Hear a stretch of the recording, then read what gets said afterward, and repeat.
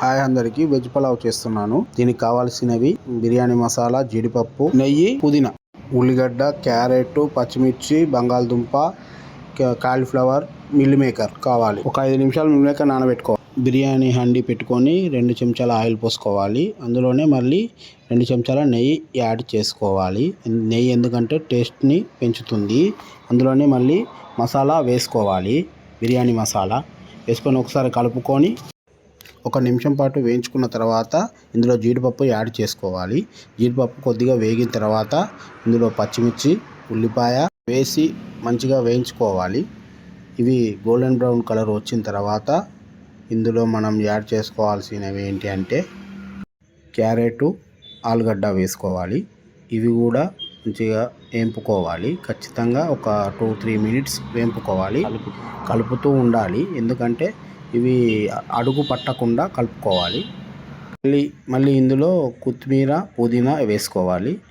ఇవి ఫ్లేవర్ బాగా వచ్చింది ఫ్రెండ్స్. ఖచ్చితంగా మళ్ళీ ఒకసారి కలుపుకోవాలి. ఖచ్చితంగా మంచిగా ఇవి కూడా బ్రౌన్ అండ్ గోల్డ్ కలర్ వచ్చేదాకా మూత పెట్టుకొని ఉంచుకోవాలి.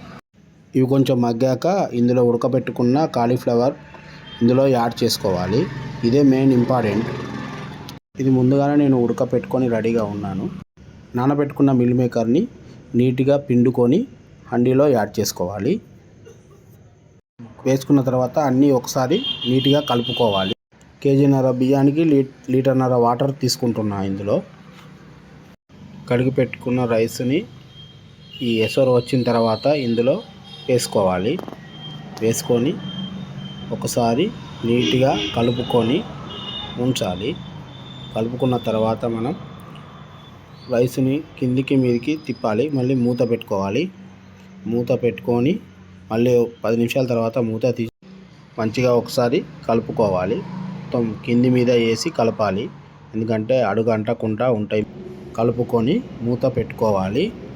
మూత పెట్టుకొని ఒక 10 నిమిషాల తర్వాత తీసి చూసారా 80% ఆల్రెడీ ఉడికింది.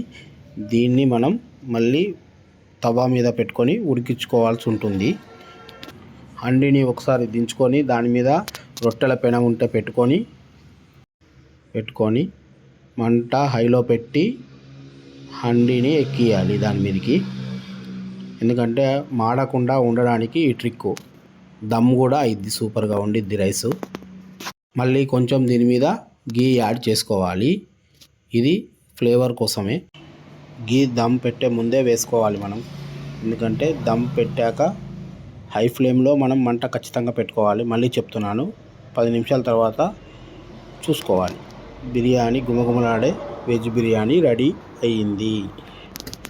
ఫ్రెండ్స్, నా ఛానల్ని సబ్స్క్రైబ్ చేసుకోండి. ఛానల్ని కామెంట్ చేయండి, లైక్ చేయండి, షేర్ చేయండి. చూశారు కదా ఎంతో రుచికరమైన తెలంగాణ వెజ్ పలావ్.